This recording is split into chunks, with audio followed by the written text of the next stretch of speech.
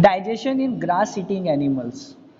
Okay, have you observed cows, buffaloes and other grass eating animals chewing continuously even when they are not eating? तुमने क्या कभी देखा है काव, buffalo? तो ये लोग क्या है कि जब कुछ खा भी नहीं रहे होते हैं तो भी वो लोग खा रहे होते हैं, यानी कुछ कूट रहे होते हैं उसको, यानी चलती रहती है उनकी जुबान। तो ऐसा क्यों? Actually, they quickly swallow the grass and store it in the part of a stomach called rumen. अब ये ऐसा क्यों होता है? क्योंकि है ना, जब भी वो कुछ कलेक्ट करने के लिए जाती है ना बाहर, तो वो उसको जल्दी जल्दी कलेक्ट करके र्यूमेन में डाल देती हैं। अब एक बार र्यूमेन में पहुंच गया, ठीक है, actually they quickly swallow the grass and store it in the rumen. Rumen में डाल दिया, जो एक पार्ट है स्टमक का। Here the food gets partially digested. यहाँ पे फूड क्या होता है? पार्शियली डाइजेस्ट होता है। हाँ बोल। ओके ओके, अब उसमें क्या हुआ कि पहले गाय ने कुछ खाया, खाने के बाद में उसको रूमन में रखा, तो वहाँ पे आधा फूड डाइजेस्ट हो गया, ठीक है। Partially digested and is called cud, उसको हम कहेंगे cud. But later the cud returns to the mouth in small lumps.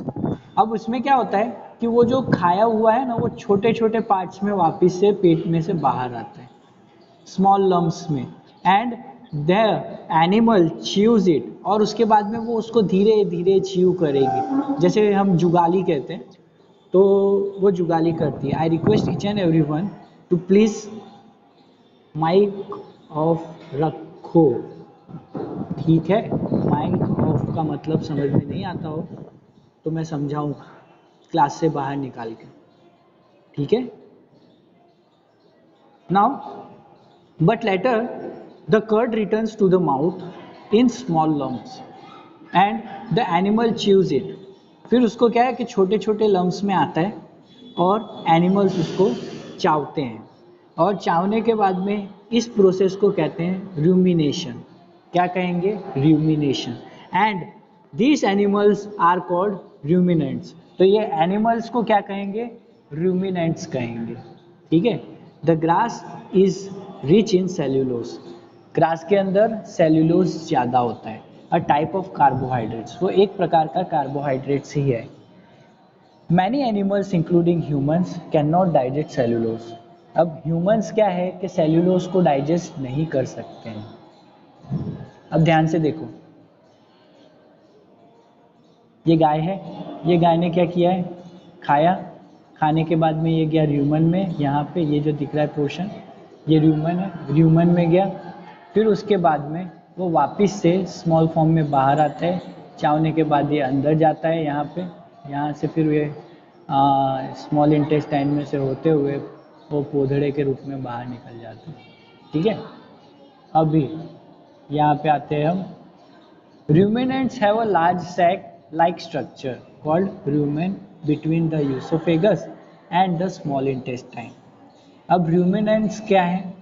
Ruminants यानी कि ये जो एनिमल हैं, वो लोगों के क्या होता है?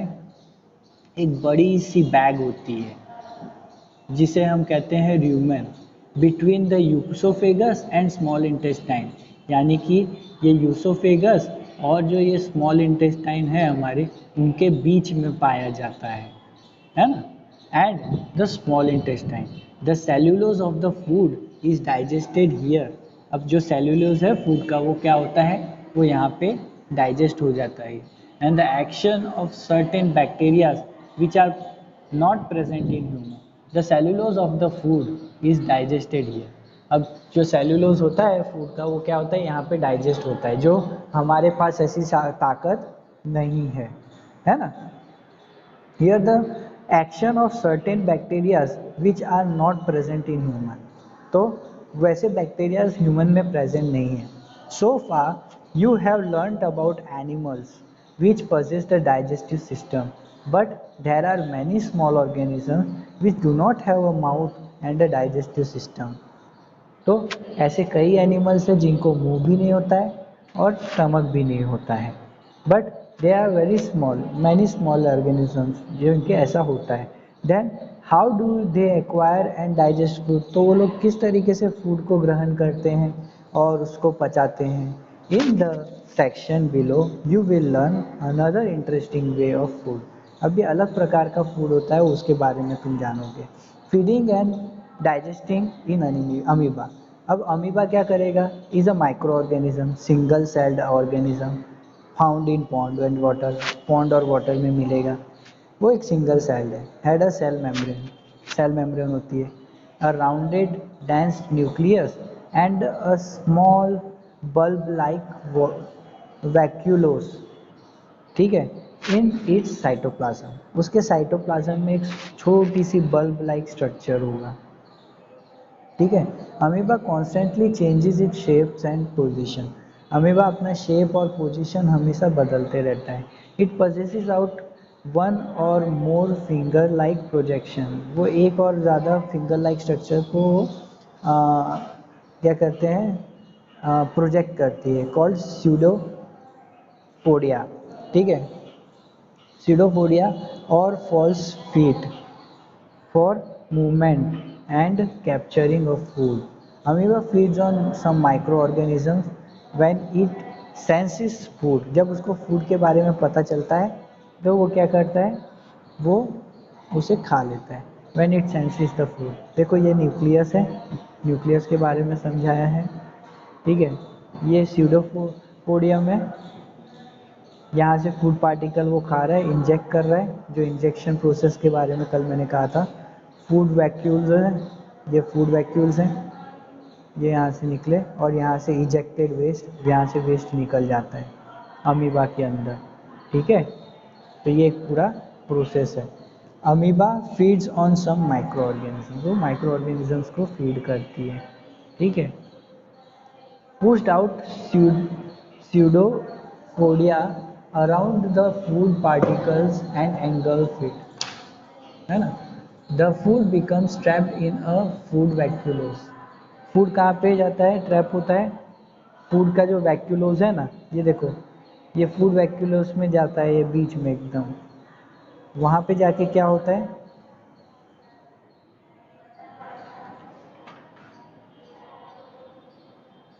फूड ट्रैप हो जाता है, वहाँ पे फंस जाता है food. Digestive juice are secreted in the food vacuoles, उस जगह पे क्या होता है, फूड वैक्यूलोस पे डाइजेस्टिव जूस जमा होता है।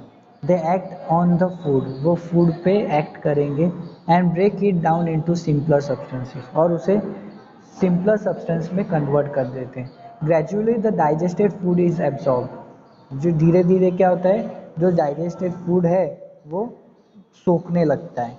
The absorb substance are use for growth, अब वो जो चीज़ उसने सोखी है, एब्जॉर्ब की है, उसको क्या करेगा, वो यूटिलाइज करेगा उसकी खुद के ग्रोथ के लिए, उसके मेंटेनेंस के लिए, और उसको डबल करने के लिए उसकी बॉडी को डबल करने के लिए या मल्टीप्लिकेशन के लिए।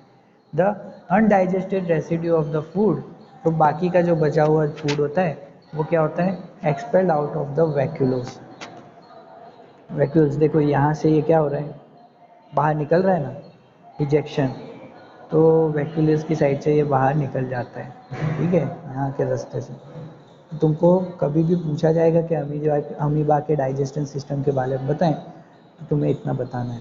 The basic process of digestion of food and releasing of an energy is the same in all animals, सभी एनिमल्स में क्या होता है, process of digestion of food and releasing energy in the same, वो दोनों में सेम रहती है, कोई भी एनिमल ले लो उनकी प्रोसेस सेम होगी। In the last chapter you will learn about the transport of food absorb by the intestine on to the various part of body, ठीक है। तुम चैप्टर में क्या पढ़ोगे, जब आगे आएगा तो तुम पढ़ोगे कि फूड किस तरीके से धीरे धीरे ट्रांसपोर्ट होता है, एब्जॉर्ब होता है इंटेस्टाइन में, एंड किस तरीके से अलग अलग पार्ट ऑफ बॉडी में वो जाता है, ठीक है।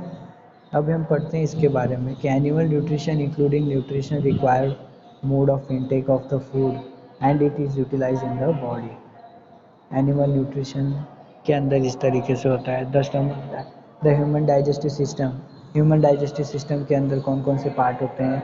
तो buccal cavity, oesophagus, stomach, small intestine, large intestine ending in rectum and anus. The main digestive gland which secretes digestive juice are salivary gland, liver, pancreas, the stomach wall and the wall of the small intestine also secrete digestive juice. The mode of feeding varies in different organisms. Nutrition is a complex process involving injection, digestion, absorption, assimilation and injection. अब कभी भी कोई भी animal में तुम देखोगे तो तुमको ये सब प्रोसेसेस देखने को मिलेगी, जैसे कि इंजेक्शन है, डाइजेशन है, एब्जॉर्प्शन है, एसिमिलेशन है या तो फिर इजेक्शन है। ये सब प्रोसेस देखने को मिलेगी। अब ये जितनी भी चीज़ें हैं तुमको क्या करना है, बाकी का मैं नहीं समझाऊंगा क्योंकि मैं पहले समझा चुका हूँ। हाँ बोल। क्यों, क्या हुआ? क्यों अभी क्यों जाना है? मम्मी को बोलो क्लास चल रहा है। ठीक है, हाँ ठीक है जा। अभी ये जो तुमको है एक्सरसाइज कंप्लीट करनी है, मैं इसके बाद में क्या करूँगा, हाँ इसको नोटबुक में अगले अगले सैटरडे में पूछूंगा इसके बारे में। ठीक है, अभी मैं इसको क्लोज करता हूँ और वेट। हाँ बोलो। बोलो बोलो ऋषिका, सुन रहा हूँ।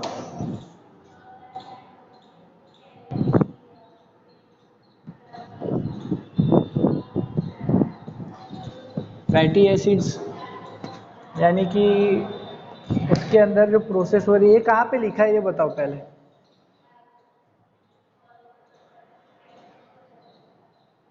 कहाँ पे?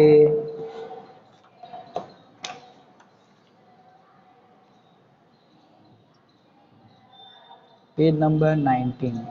हाँ उधर पे कहाँ पे बताओ जल्दी, किस जगह पे?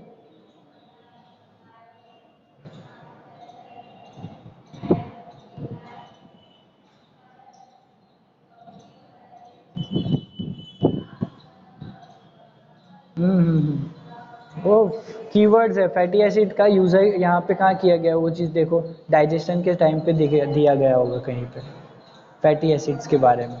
तो जहाँ पे फैटी एसिड है वहाँ पे जाओ, वो उधर क्या करेंगे, उसको डाइजेस्ट करने के लिए यूज में आएंगे। ध्यान से देखो कहीं पे होंगे, ढूंढो तो कहाँ है फैटी एसिड्स,